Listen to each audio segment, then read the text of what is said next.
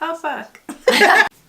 Hello, hello, hello. My name is Chantsy and welcome to my YouTube channel. Today is another episode of Beauties with Strategies, and I have here with me Lana Dingwall. She is a business coach. Yes, business coach.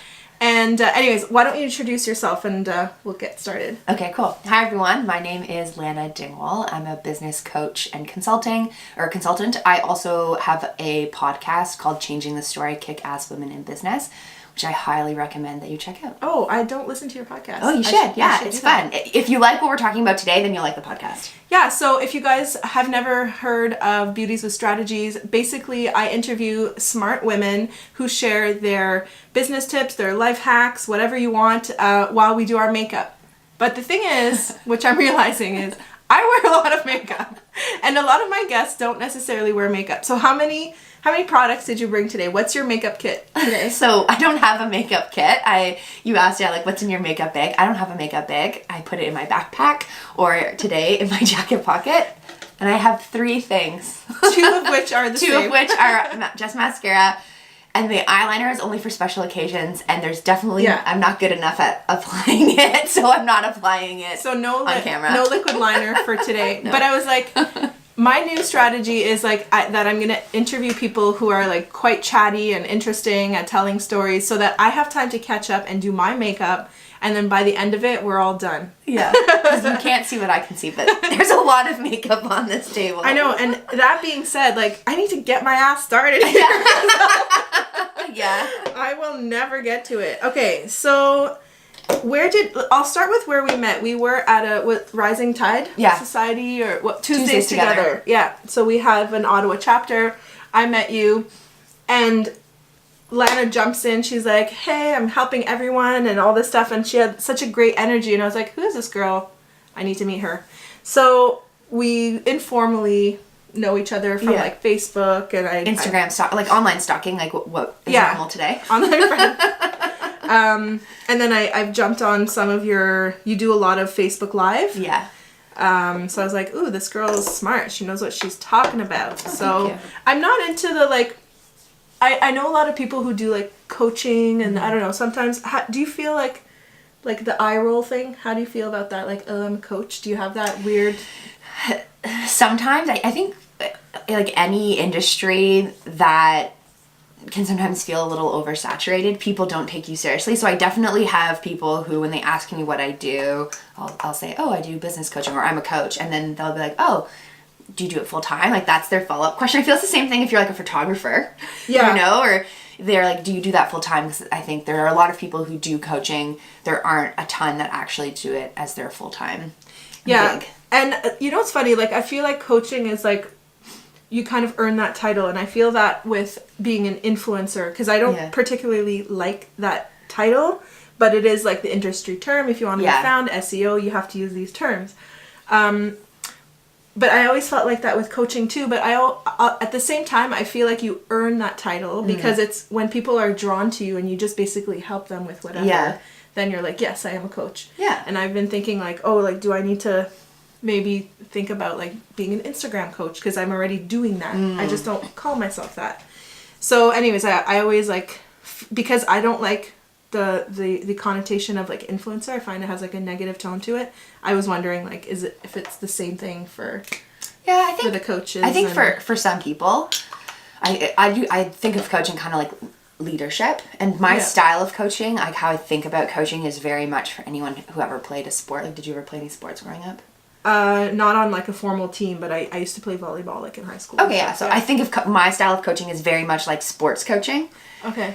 So I can't play the game for you, but I will give you all the tools and resources needed to play the game, and I will be there while you're playing the game, giving you like play-by-play directions. Yeah. So because I think of coaching like that, I sometimes I don't think I think about it the way people do, where it's just someone who asks you a whole bunch of questions and tries to make you always come up with the answers.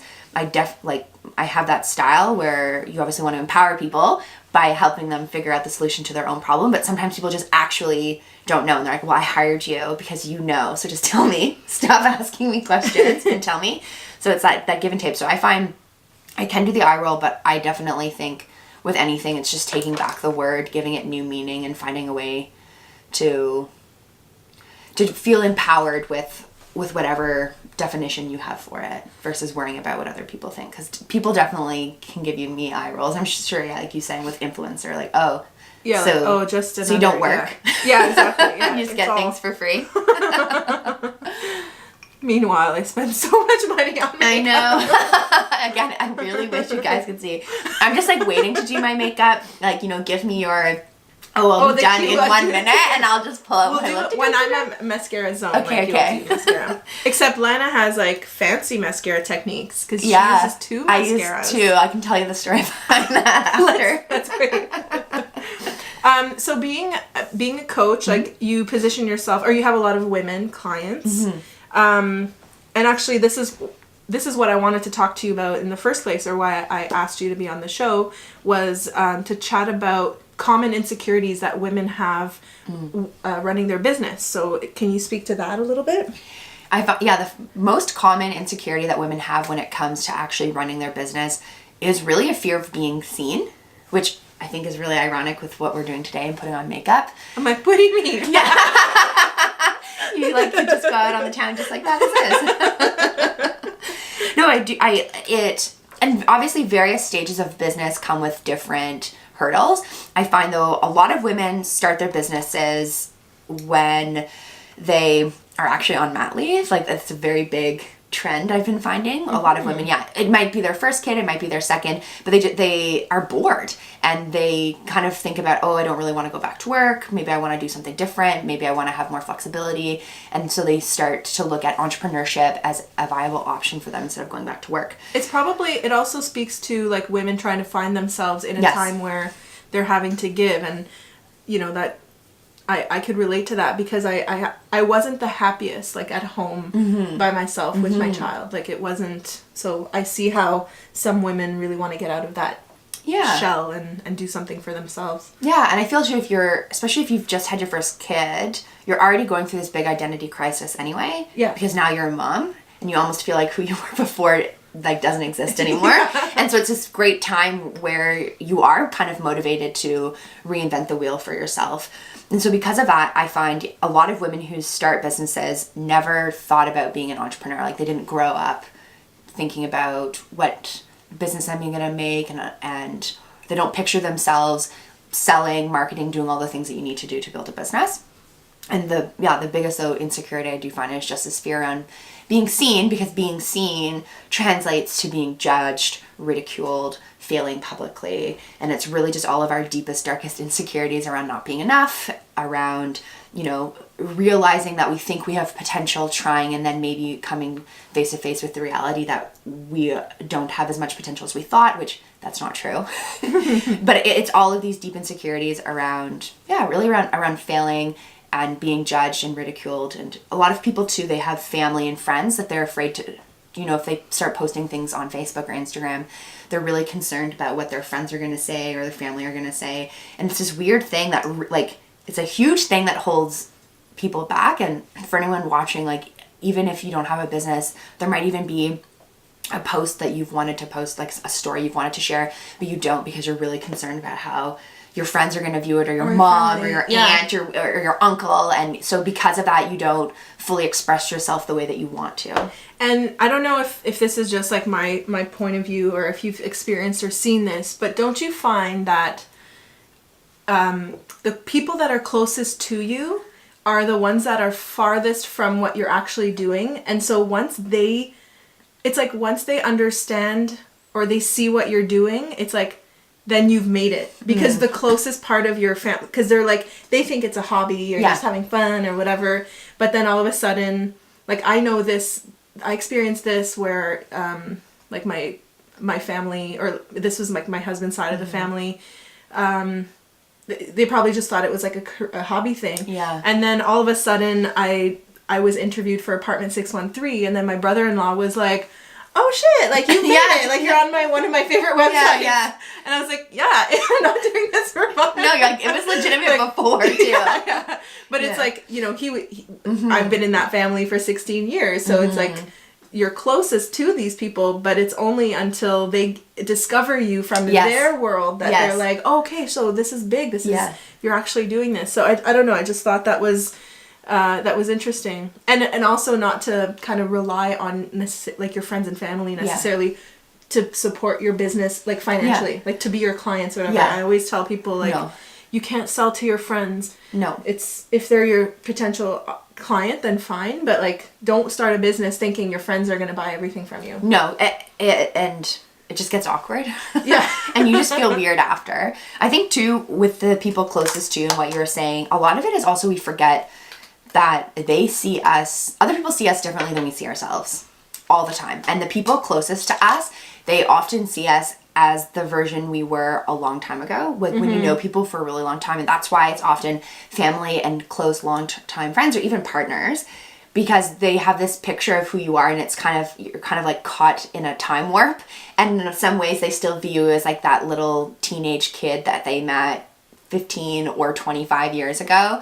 And it's hard for people to think of you as anything else. And that's why I do find it takes them the most amount of time to come around versus a stranger who doesn't know you and can just see you as how you're showing up today versus seeing or showing up as like who they think you are 10 years ago or 20 years ago. Yeah, it's like the bias they already have on you right away. Yeah. Whereas with someone new, like you can just, I don't like to say fake it till you make it, but you can put on the, here's who I am today. That's a cool way to put it. That makes a lot of sense. Yeah, I do find I even, it's a conversation I've been having with some of my close friends from university where I felt trapped in them just really seeing me as this really goofy, silly person. And I am.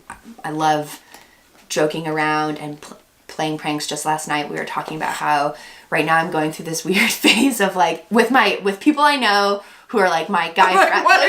It's like my close guy friends or like my like male relatives, but I like to wedgie them. Just like I am like, no, I am a 7-year-old boy. Like at heart, I'm a 7-year-old boy. That is my spirit animal.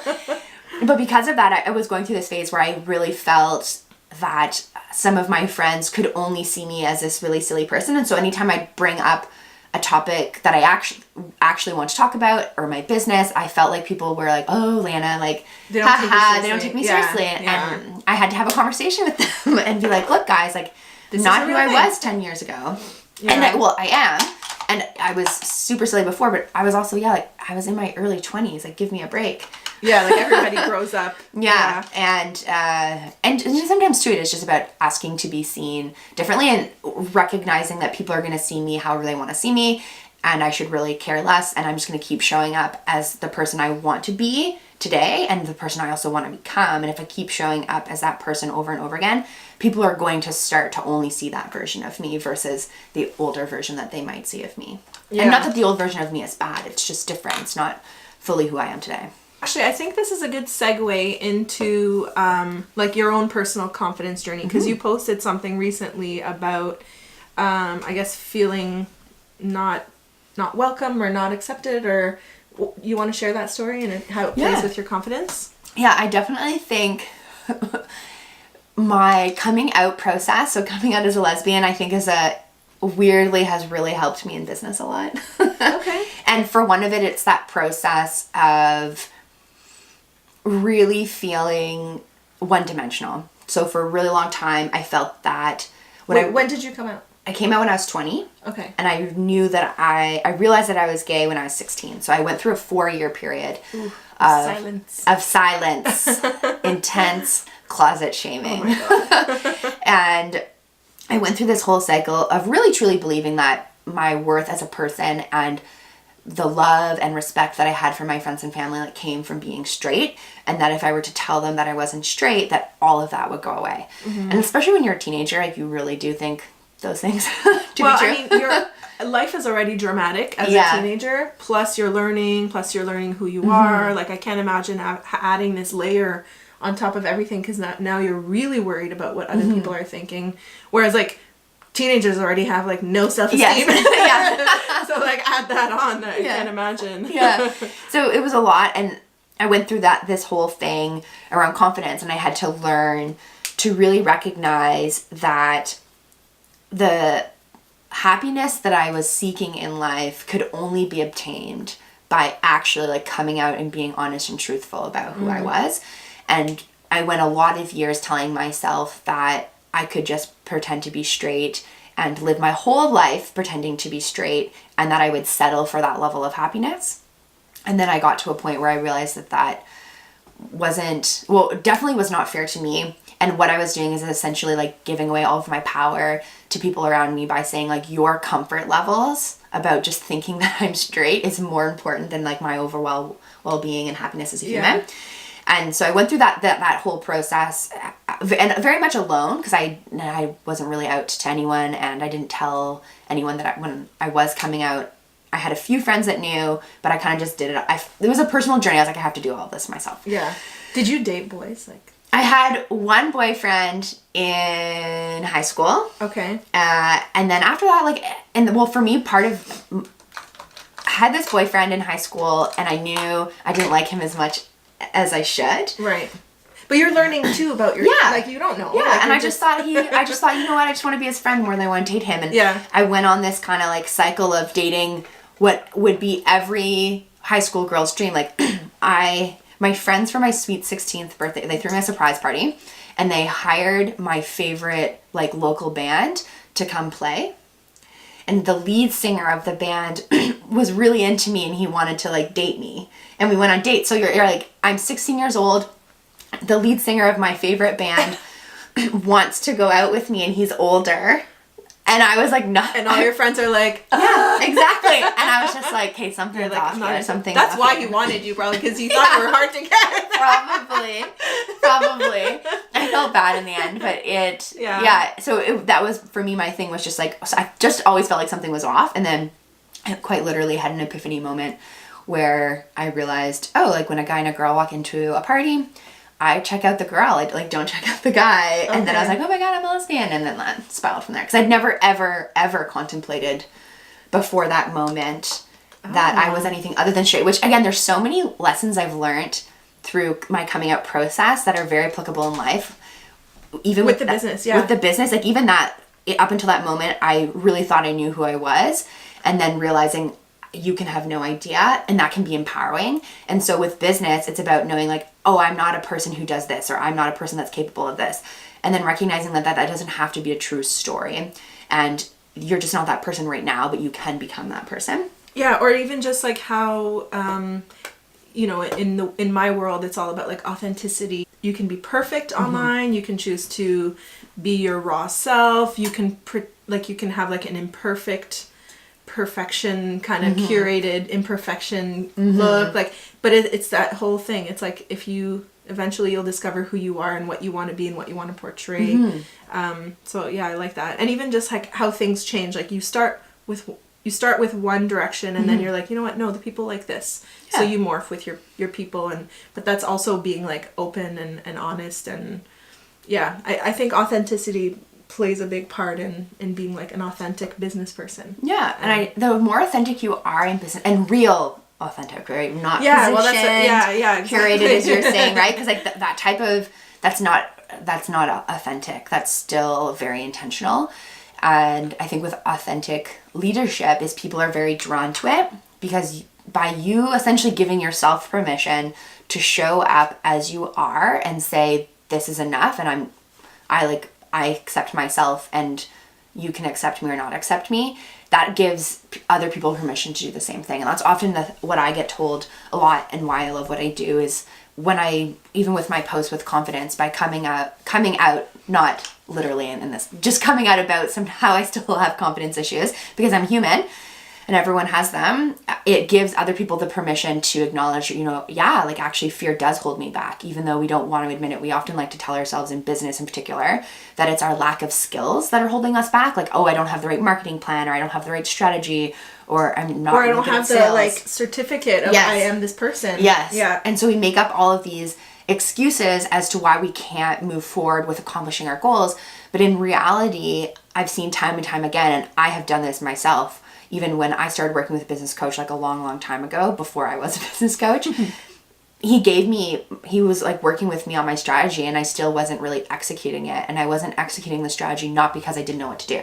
I wasn't executing on the strategy because I was scared. I was scared of putting myself out there. I was scared of being seen.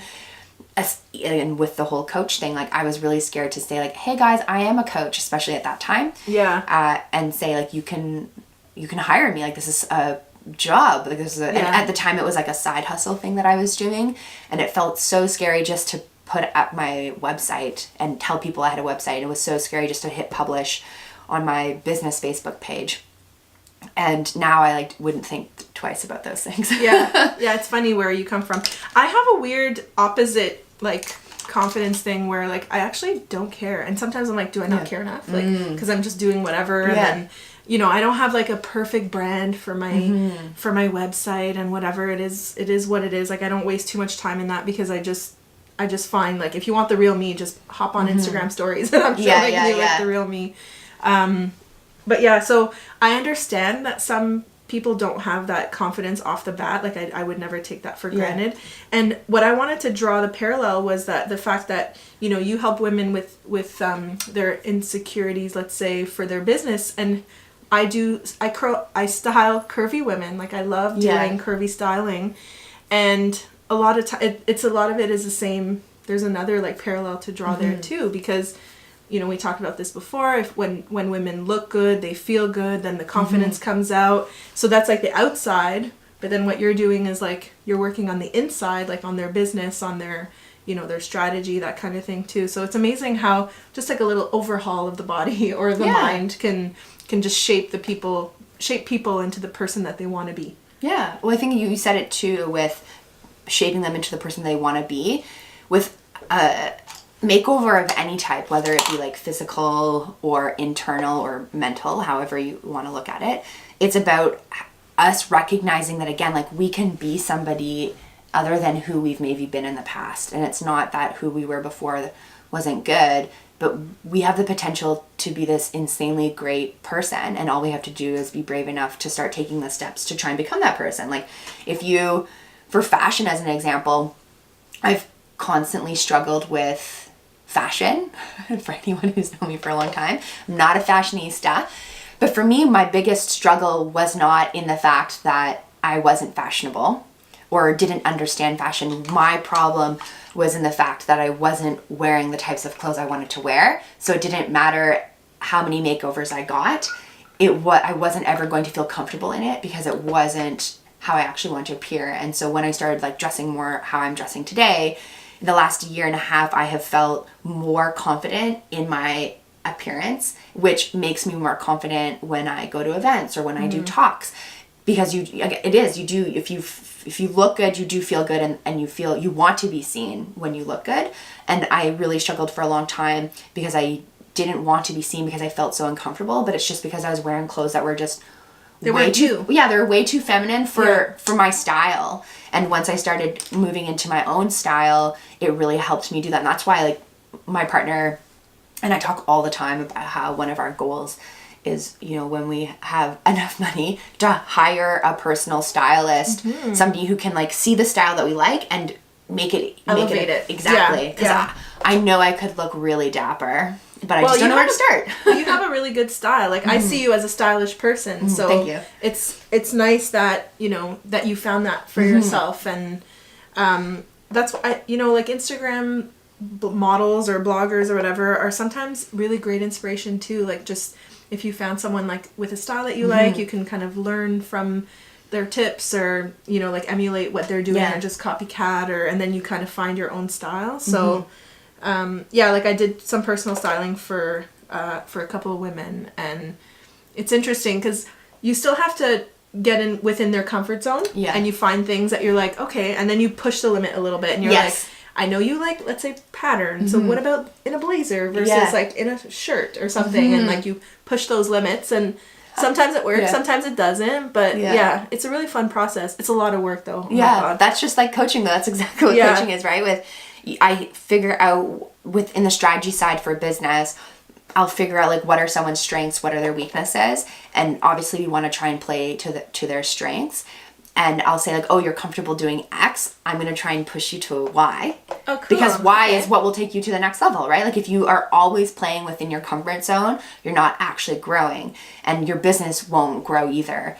And you won't grow personally as well. And for you, I feel it's the same thing. Like if I wanted to step into my next level of fashion, I have to be willing to push my comfort zone a little bit on what I want to wear and what I don't want to wear. And then in reality, come back a year later, and what was pushing my comfort zone last year is now part of my everyday attire. Yeah. And that's how pushing your comfort zone works. It just keeps extending and growing and growing and growing. You never know who you can become or where you can end up, or what crazy fashion style you could be at New York Fashion Week. I don't know. Right? That's a thing, right? She's like, yeah. Yeah. Knowing me, I'd have like I love crazy socks. Okay. That's my part. These are like not even a good one. I love crazy socks, and I feel like if I ever got into wearing like plain shirts, I would probably be that person that would wear really funky ties. Okay. Or like the pocket squares. Yeah, I have a bolo tie that I really love to wear, because I do have a obnoxious, in like, I think in a nice way, personality, but I'm very like, woo, I am out there, and I like being silly and goofy, so I like clothing that sometimes represents that. I like it. Mm-hmm. I know, I like that too. Like for me, I do it with clothes. I mostly like it's black, white, gray. I keep it neutral. It's also because like in my size, I can't find things that I can't have like as much fun as other people can. But where I can have fun is like lipstick, makeup, shoes, bags. Like this is where like I'll have the opportunity to add that punch like you're talking about, but still like it's just within your limits. And so I have like colorful shoes. I like to match my lipstick with my shoes or makeup, and you do what makes you feel good, what makes you have fun, and kind of like what speaks to you. Yeah, like, well, this is a men's shirt.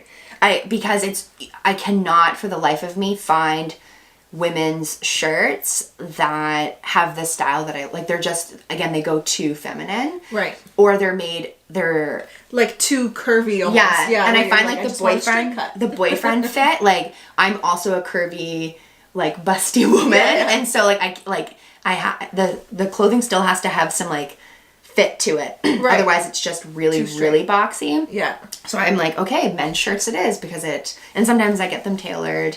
That's the best thing. Yeah. In general. Yes. Like, especially button-up shirts. Like, I find button-up shirts don't fit me well, and for many reasons, but like everything like pulls at the seams. Yeah, I have to have like that little. Oh, the secret thing. The clippy thing. Sounds like you need to like design your own clothing line. It's up there, don't worry.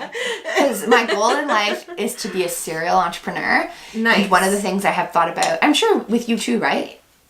You go through life and you experience a reoccurring problem. So you're like, there's all of this fashion that I love. You identify opportunities. And it doesn't have it in my size. And for me, I'm like, I know I'm not the only woman that likes to have a more, and even straight, there are a lot of straight women who love wearing like a more boyish style. Androgynous. Style, and you can't. And like if you're a really petite woman, you can. But for women who are not petite, it's a lot harder. And that's definitely been something I've thought about, where I would love to.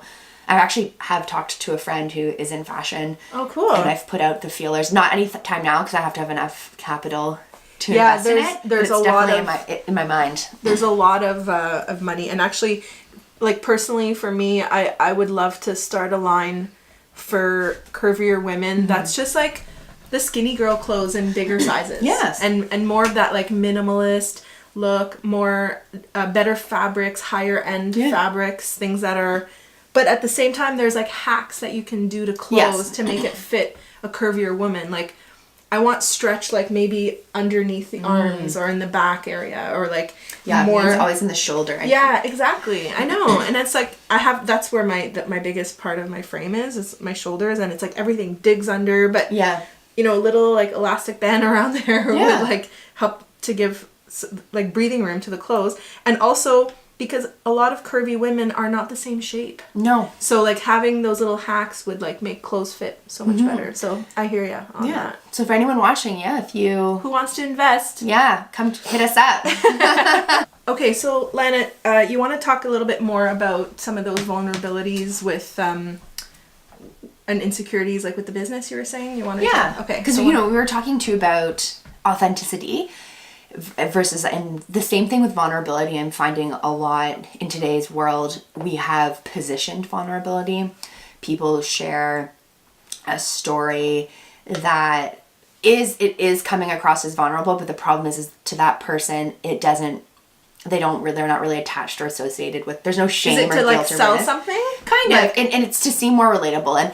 And all forms of vulnerability are obviously nice, but one of the things that I've been pushing lately in my business, and one of my big focuses this year, is to be like truly vulnerable. So actually share things about myself where if I'm about to like go live, I'm like getting really anxious. Yeah. And if I'm about to post something on Instagram, like getting really, like the sweats and stuff, because you're just really not sure how people are going to take it.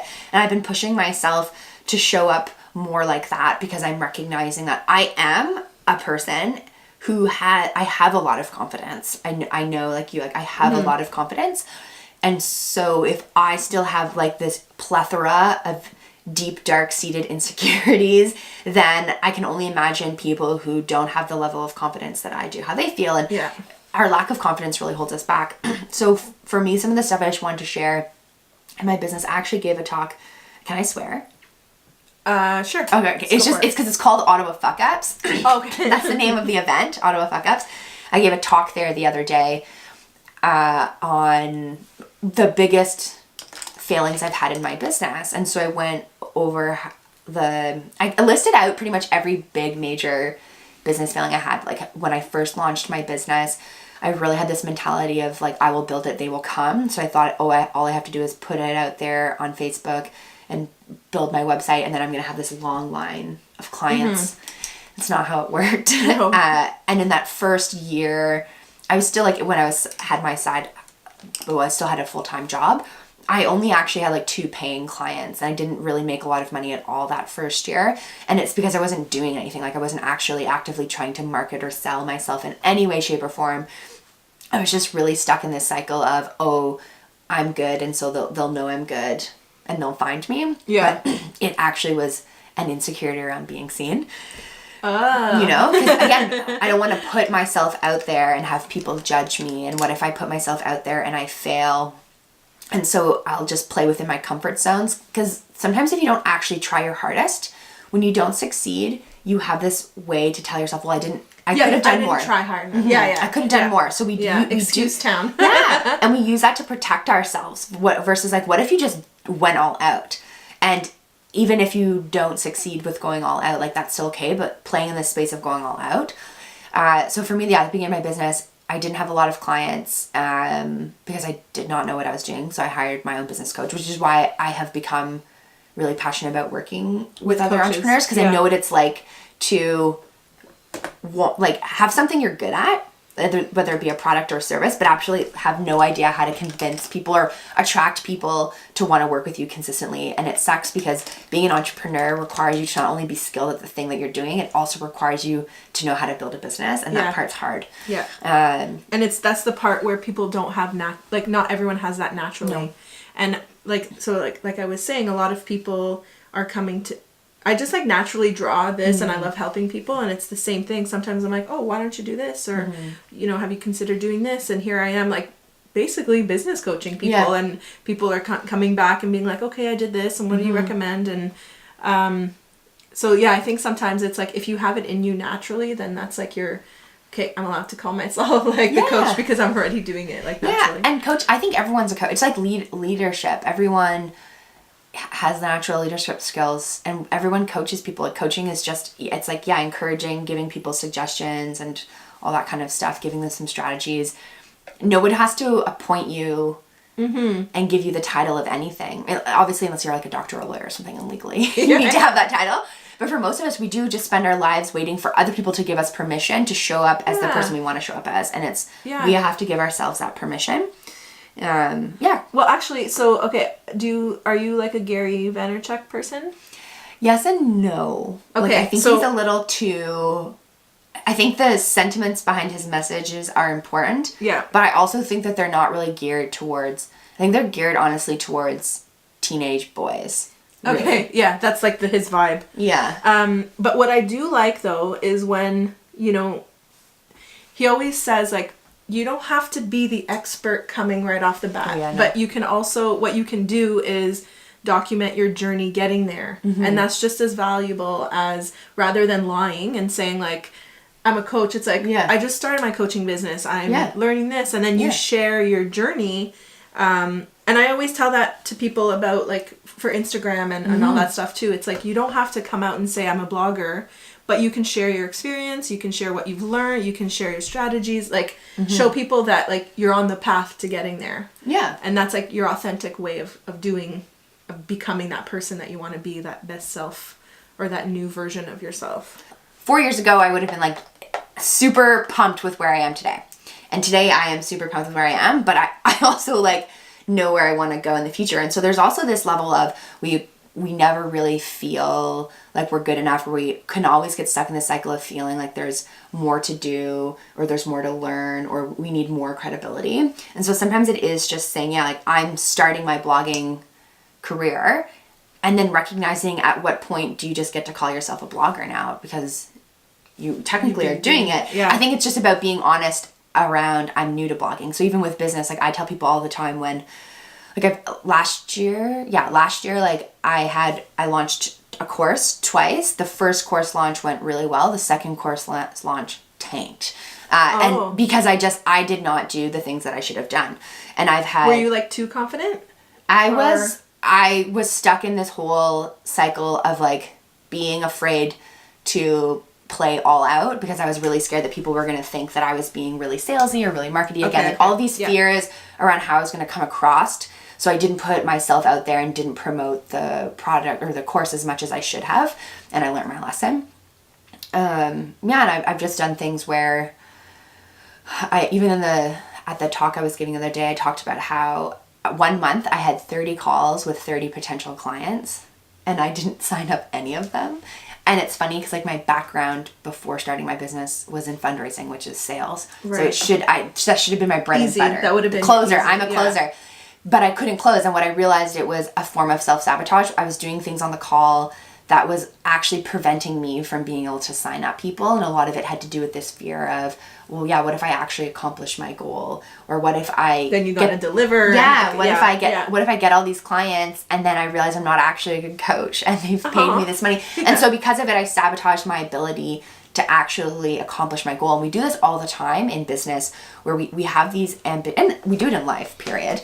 But where we really want something, but we somehow find ways to really get in our own way for being able to accomplish it. And that's where too, like with coaching, like that's where I come in a lot with people and I recognize it because I do it all the time too. Like I'm scared to put myself out there sometimes. Like things like this now are a lot easier because I've been doing them for would years. You have not done this like a year ago or something? A few years ago, I would have always said yes. Like I'm always the person where if it scares me, like if I want to throw up, the more I want to throw up, it means the more I should actually do it. Yeah. So if I never feel like I'm going to throw up, if I never feel like I'm going to throw up, then I'm not doing something right because it means that I'm just always playing within my comfort zone. Yeah, it's the getting uncomfortable like, philosophy of like, business and stuff. So I'm done my makeup. Okay. I'm going to do lipstick and it's your turn. So guys, tell us about your mascara theories and what you've learned at this is how confidence works, guys. Yeah. So in university, it was actually two friends.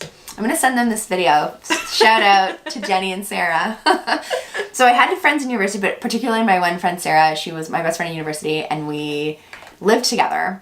And she was a big makeup connoisseur. Like she probably has more makeup than you. More makeup. She's the person that spends like an hour getting you didn't go to the university. Bathroom. I have more makeup in the bathroom. Okay, yeah. She was like the person that takes like an hour to get ready in university. She's not like that now, but to take like over an hour to get ready.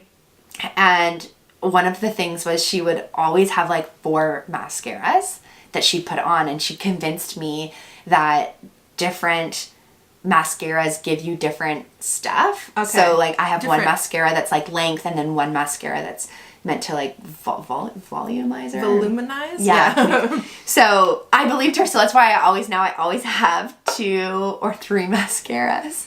And they're all waterproof too, which I know is not the best, but I have a facial tic, so I need the waterproof mascara. Do you always touch your eyes too? Yes, I touch my eyes, but I have like I do you this squint a lot. Yeah. Okay. So she has a point, and what it is, it's the brush. Usually it's the brush. Some brushes are good for like combing. Some brushes are good for like curling, and then the different formulas, like some will be almost like, you know, have like a hairspray type of effect where it like holds and lift is what you want. Okay. So she was right. Yeah, she was right. Thank you. But so I'm testing out this new mascara, which I'm loving, by the way. This is Monsieur Big from Lancôme. I've been eyeing it, and actually Lancôme sent me some stuff, and so I used it today, but I'm actually loving the mascara result. Oh wow, those are really good. Yeah, I like struggle just to put on mascara.